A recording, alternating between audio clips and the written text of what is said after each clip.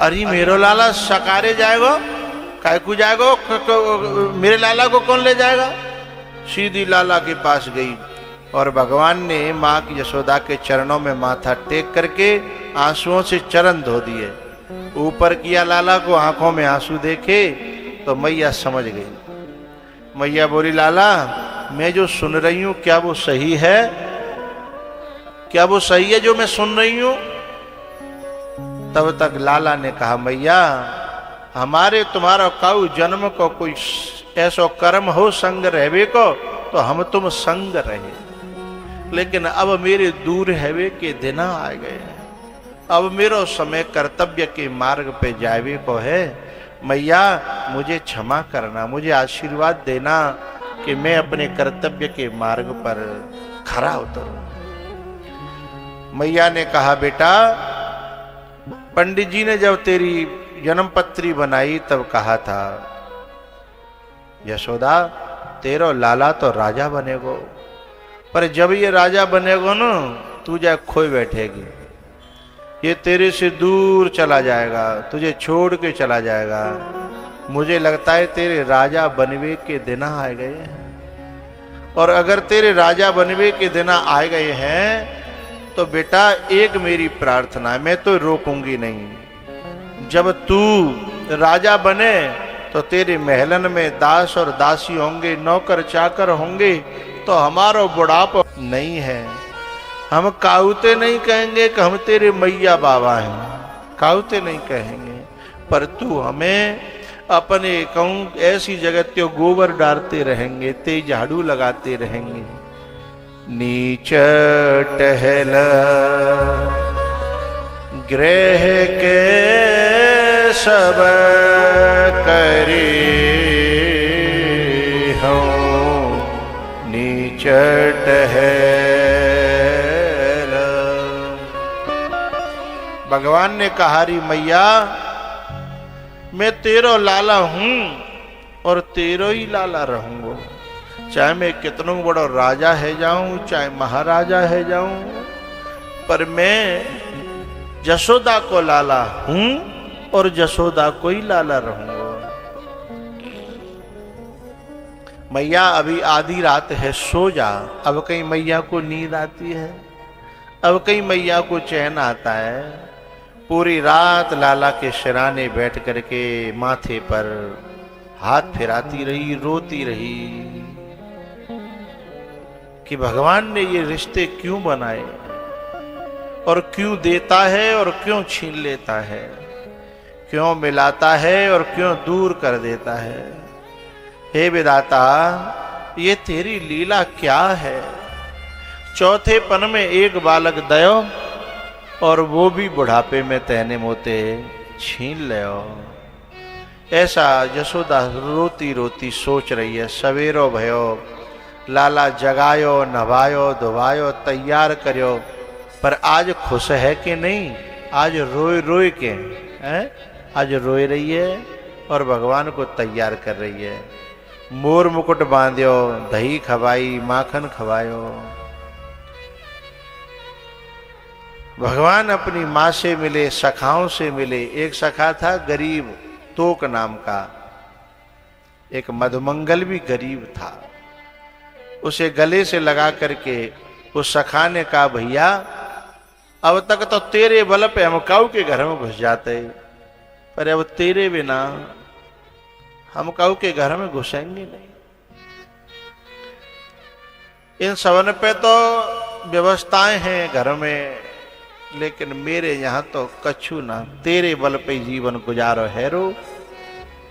भगवान ने कहा, दांत नाए तब दूध दियो, और दांत दिए हैं तो अन्नों देगो।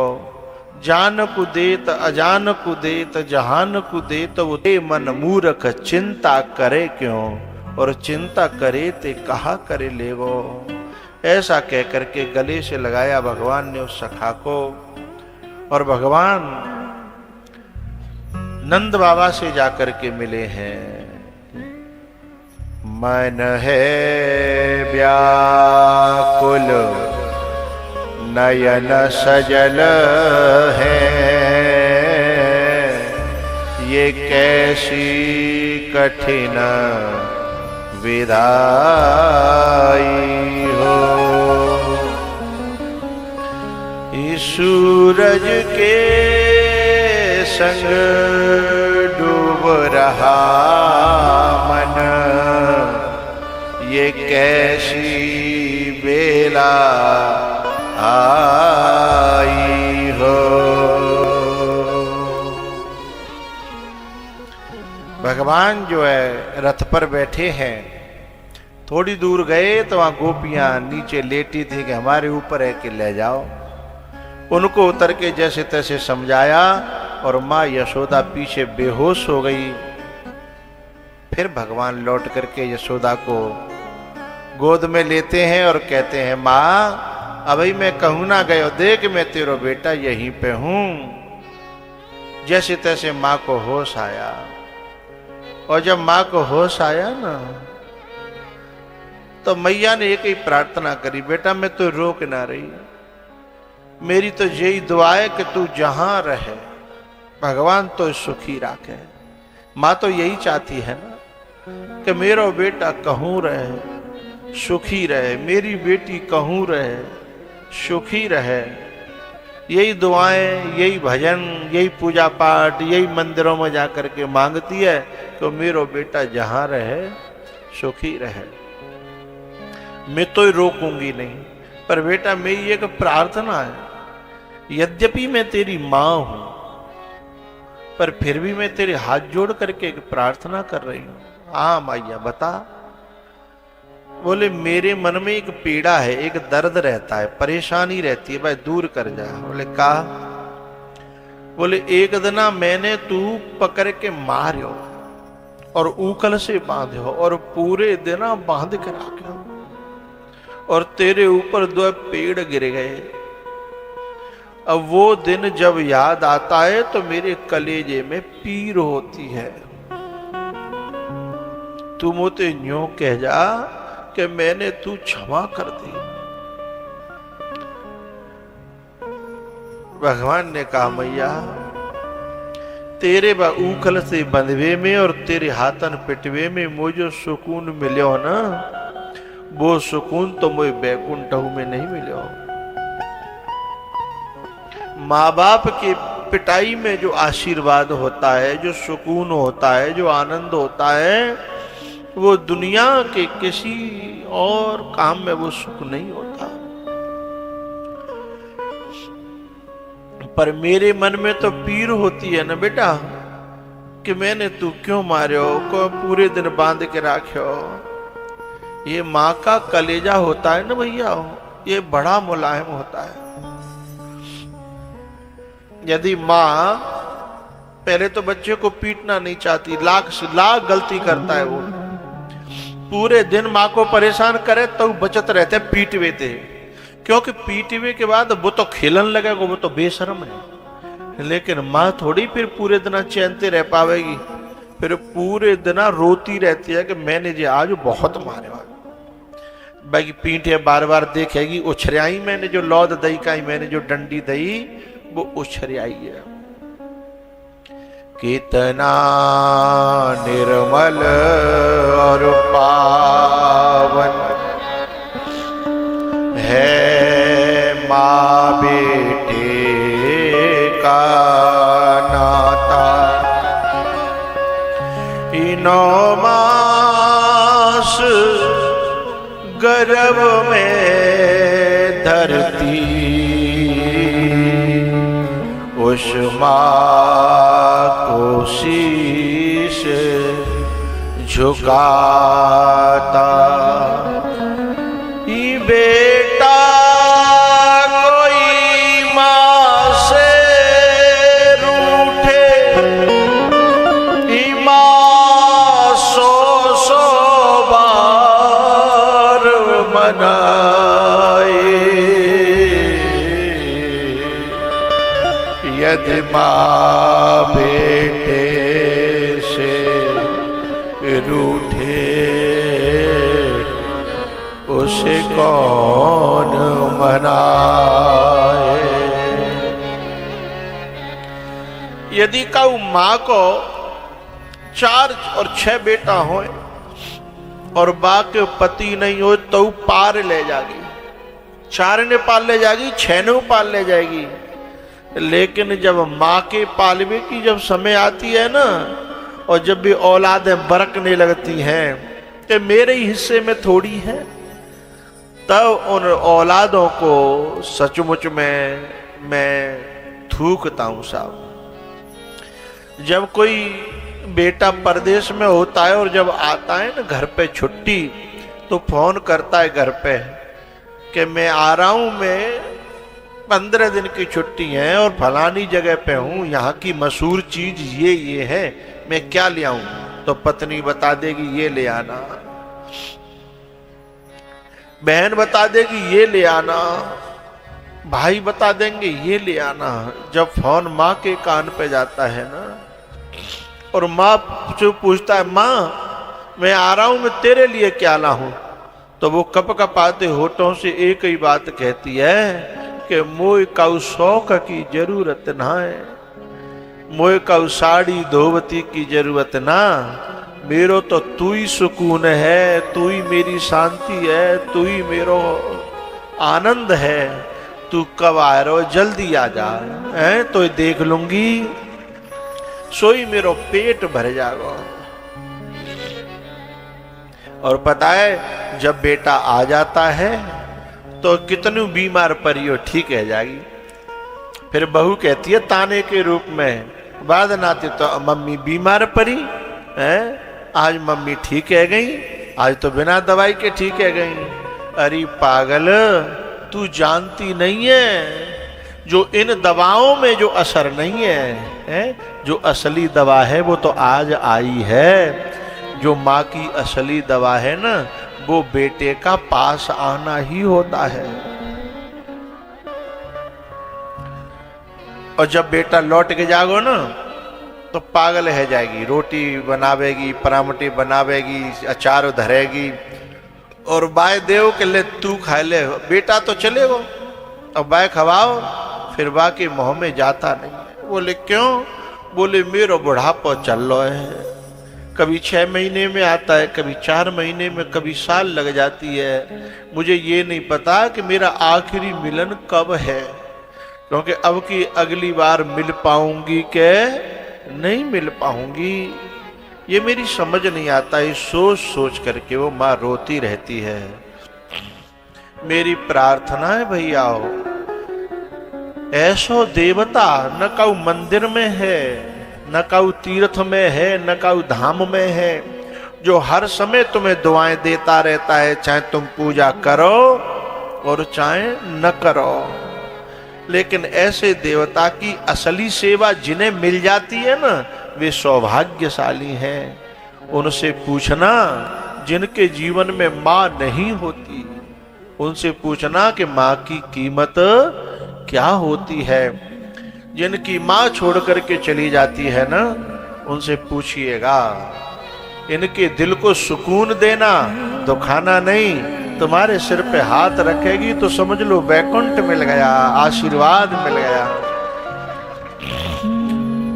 माँ का दिल ना दुखा,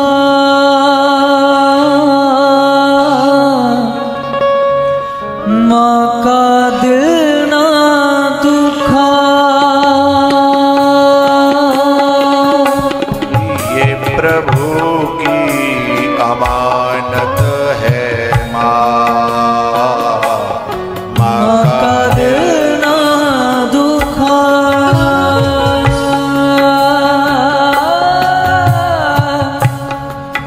माँ बच्चों की जान होती है, माँ बच्चों की जान होती है। वो होते हैं किस्मत वाले जिनके माँ होती है, वो होते हैं किस्मत वाले जिनके माँ होती है। माँ का दिल ना दुखा, ये प्रभु की अमानत है माँ, माँ का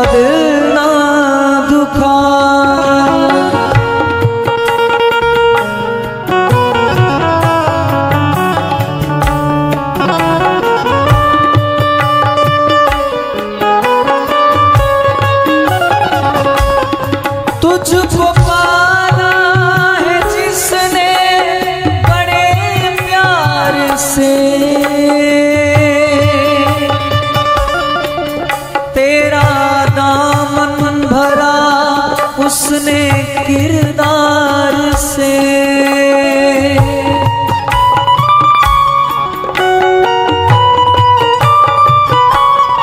तुझको पाला है जिसने बड़े प्यार से, तेरा दामन भरा उसने किरदार से। नन्ही सी जान पर माँ, नन्ही सी जान पर बन के साया रहे वो है माँ, माँ का दिल ना दुखा।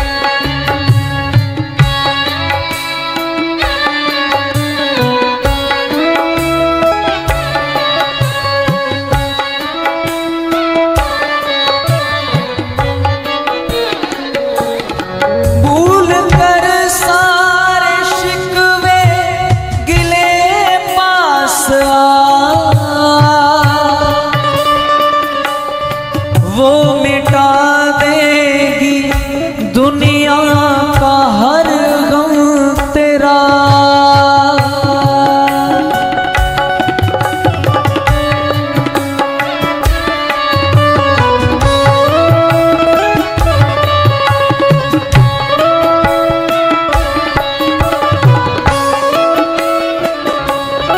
भूल कर सारे शिकवे गिरे पास आ, वो मिटा देगी दुनिया का हर गम तेरा। तेरी दुश्मन नहीं माँ, तेरी दुश्मन नहीं, तेरी सच्ची दौलत है माँ, माँ का दिल ना दुखा।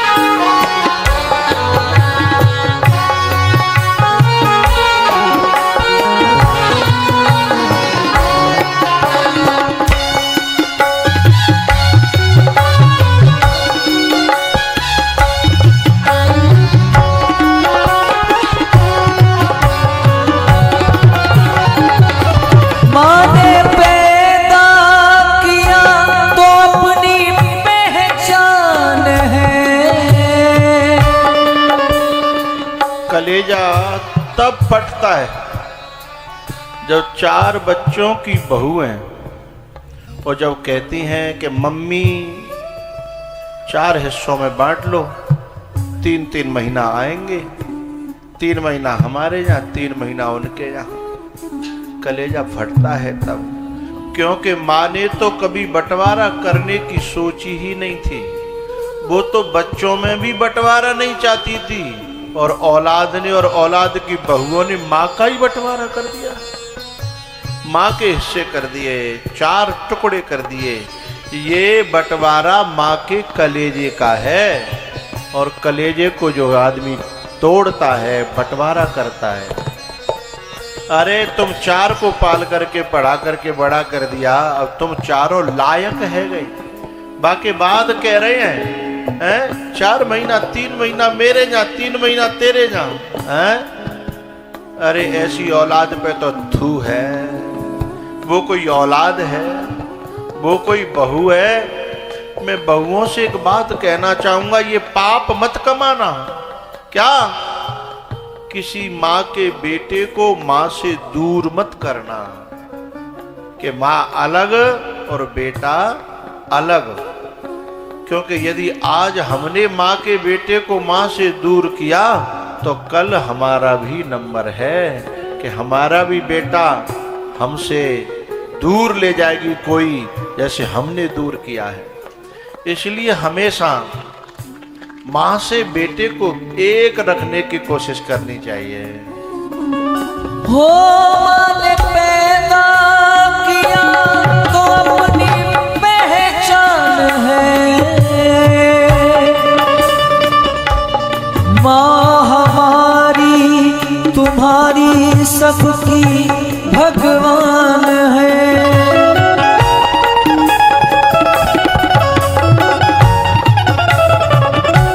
एक बात बताऊं, पहले प्रेम के लिए घर बनाया गया था और घर को प्रेम मंदिर कहते हैं।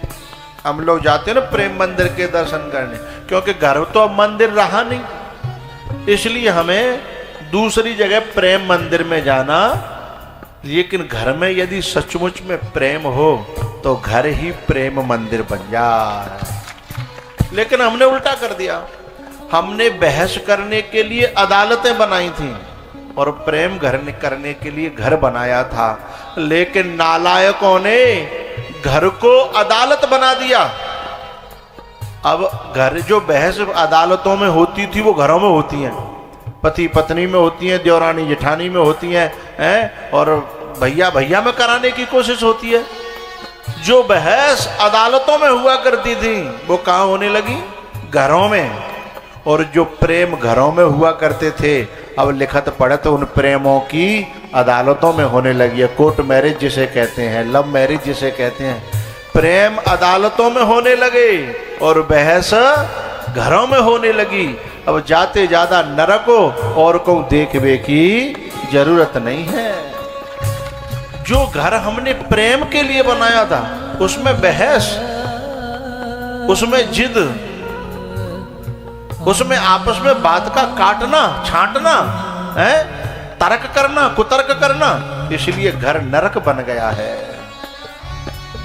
माँ ने पैदा किया तो अपनी पहचान है। एक बात बताऊं, बड़ी बूढ़ी माताओं पे ज्यादा बहस करना नहीं आता। यदि तुम बहुत होशियार हो गए हो, बहुत चालाक हो गए हो, चतुर हो गए हो, तुम हरा सकते हो उन्हें। लेकिन प्यारे हो, दिल का आशीर्वाद तो नहीं मिलेगा। यद्यपि वो बद्दुआ न देगी लेकिन आशीर्वाद नहीं मिलेगा। मैं उस बेटे को धन्यवाद कहता हूं, मैं उस बेटे को सौभाग्यशाली कहता हूं। किसको? जिसको माँ जो है ये कहे इस बेटा को और बहू को गले से लगा करके कि अगले जन्म में वो बहू मिले तो ऐसी मिले, बेटा मिले तो ऐसा मिले, ऐसे कर्म करना है तो तुम्हें आशीर्वाद मिलेगा। सब्र जिसका जमाने में सब्र जिसका जमाने में मशहूर है वो है माँ का दिल। माँ की विशालता देखनी है, विशालता। तो एक बात कहता हूं, हमारे ऊपर एक बार पत्नी में और माँ में थोड़ा सा कंपैरिजन कर लेना। पत्नी हमारे ऊपर इतना पाबंदियां लगाती है, हमारी जासूसियां करती है, हमारे ऊपर बंधन लाती है और हमसे कोई गलती हो जाए तो जिंदगी हराम कर देती है। लेकिन माँ का हाथ जब भी उठेगा ना और ज्यादा गलती हो गई ना पत्नी के साथ में तो हो सकता है जिंदगी जेल में हो, है? लेकिन माँ के साथ देखिएगा साहब, तू जैसा भी है ना, तू मेरा है। माँ को लाख सताने के बाद, लाख बुरा हो जाने के बाद में भी आप जाइए, तुम्हें रूठी हुई नहीं मिलेगी। मनाने में तुम्हें 2 मिनट लगेंगे साहब। जो कहेगी मैं तो इंतजार ही कर रही थी। पत्नी रूठ जाए उसका परिणाम देखना, और माँ रूठ जाए उसका परिणाम देखना, तब माँ की विशालता समझ में आ जाएगी। 9 महीने तन के सांचे में ढालती है माँ, फिर जन्म देती है और पालती है माँ।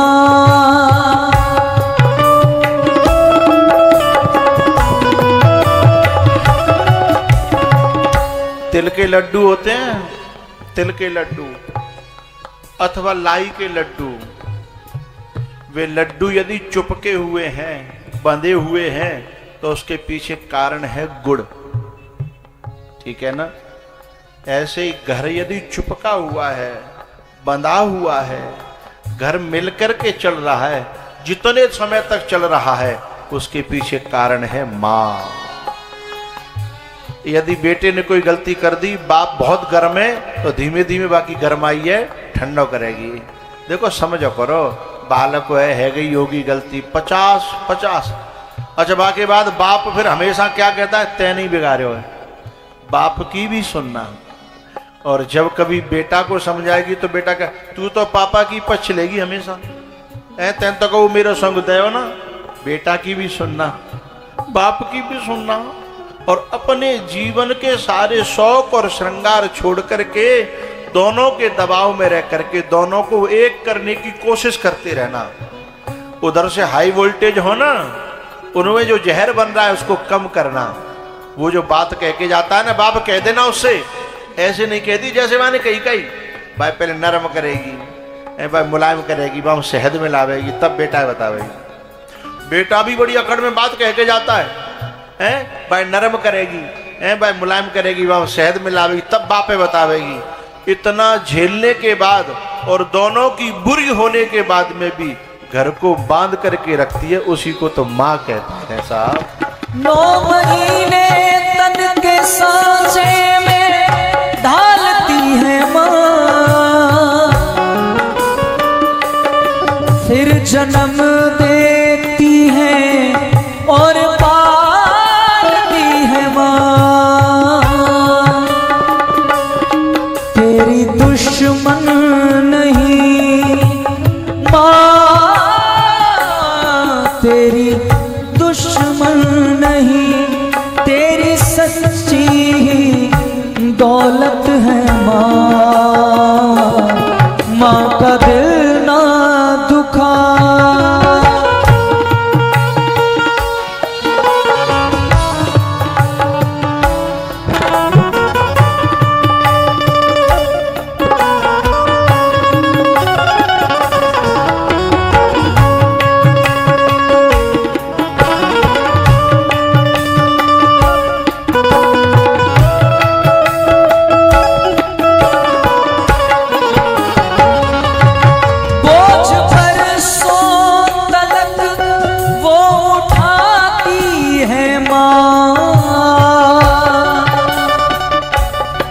जाग कर कितनी रातें बिताती है माँ।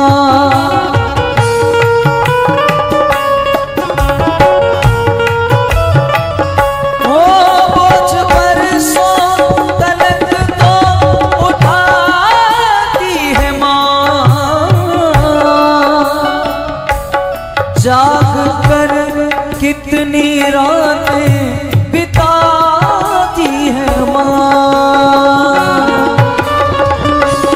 सब्र जिसका जमाने में माँ, सब्र जिसका जमाने में मशहूर है वो है माँ। माँ का दिल ना दुखा हो, माँ का दिल ना